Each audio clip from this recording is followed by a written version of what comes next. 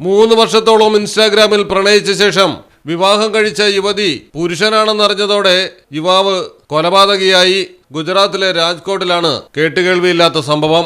Muscat ഫാടക് railway സ്റ്റേഷന്റെ മതിലിന് സമീപം സ്ത്രീകളുടെ വസ്ത്രം ധരിച്ച നിലയിൽ ജീർണിച്ച മൃതദേഹം കണ്ടെത്തിയതോടെയാണ് സംഭവം പുറത്തറിഞ്ഞത്. പീയൂഷ് എന്ന യുവാവാണ് കൊലപാതകി. കൊല്ലപ്പെട്ടതാകട്ടെ ചന്ദൻ കുമാറും.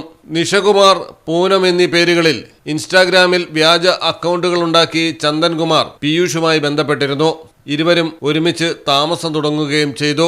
പിന്നീട് മതപരമായ ആചാരങ്ങളിലൂടെ വിവാഹിതരാവുകയും ചെയ്തു. എന്നാൽ ആചാരങ്ങളുടെ പേര് പറഞ്ഞ് ചന്ദൻ ശാരീരിക ബന്ധത്തിൽ നിന്നും പലതവണ ഒഴിഞ്ഞുമാറി.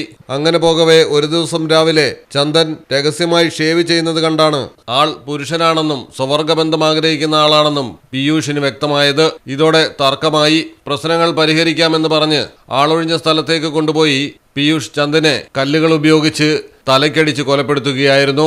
അപകടമരണമെന്നായിരുന്നു പോലീസിന്റെ പ്രാഥമിക നിഗമനം. പിന്നീട് പോസ്റ്റ്മോർട്ടം റിപ്പോർട്ടിലാണ് തലയ്ക്ക് ഗുരുതരമായി പരിക്കേറ്റ വിവരം പുറത്തുവന്നത്.